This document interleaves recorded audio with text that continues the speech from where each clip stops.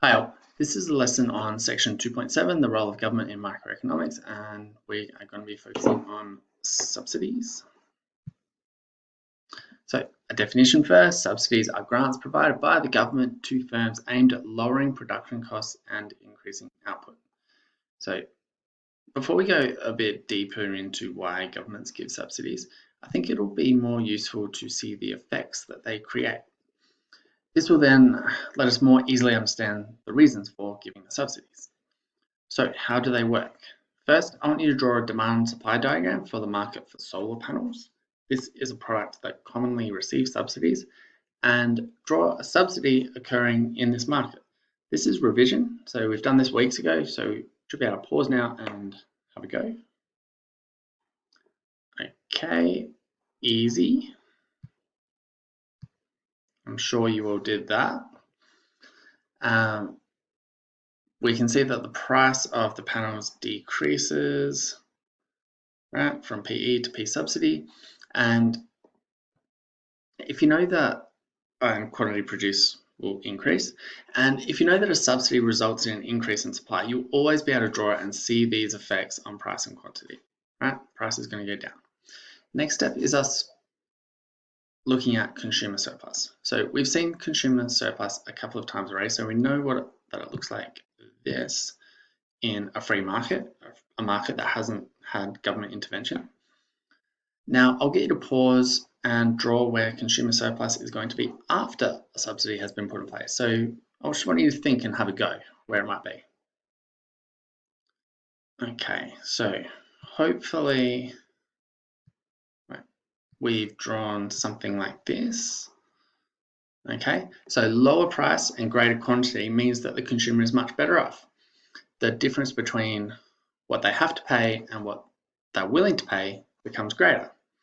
And the more quantity that they buy also increases the consumer surplus. So consumers are most definitely winners when a subsidy is introduced. Now, producers. Let's look at the market for beef. This can also be a heavily subsidized industry, especially in the European Union.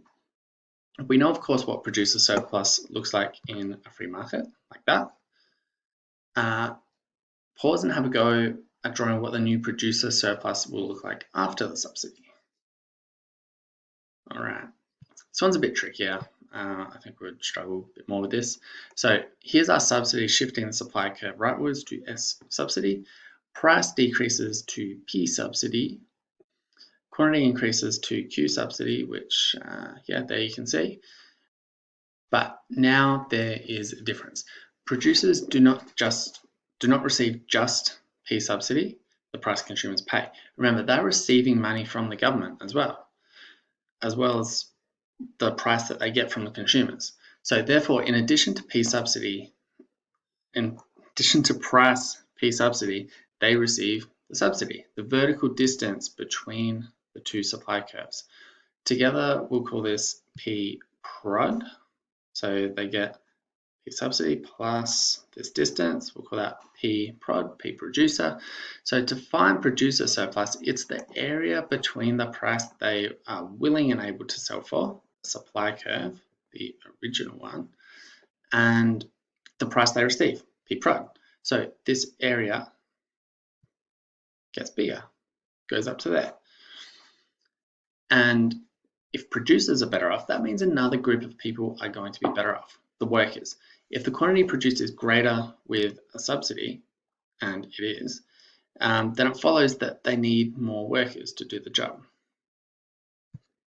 So subsidies sound pretty good. They're great for consumers, great for producers, but they're not a magical pill that makes all winners and no losers. So who loses? It is the government. Let's draw how much the government pays in subsidy in this market for corn, which is heavily subsidized in the United States. We'll start with a normal free market, so SD. The government doesn't spend any money or make any revenue. Now we put in our subsidy, and S shifts to the right to S subsidy, and QE goes to Q subsidy.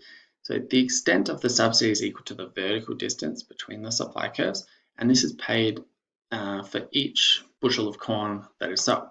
Therefore, the total cost is the vertical distance between the supply curves multiplied by how many get sold, Q subsidy. So we can see this here. That is our government spending. So a common mistake here is that students will only draw the subsidy being paid on the initial quantity. So they'll take this original equilibrium and they'll just add a subsidy onto that and they'll spend it, they'll say it's spent there. But we have to remember that the quantity increases. Now, subsidies therefore have a negative effect on the government budget, the money they have to spend, and therefore by extension, it affects taxpayers. Taxpayers' taxes go to these subsidies, and there is of course an opportunity cost on what else they could have paid for with this money, rather than subsidizing something like corn. Okay, this is what we need to know about subsidies. So make sure you've understood everything and we're going to be ready for class. Thanks.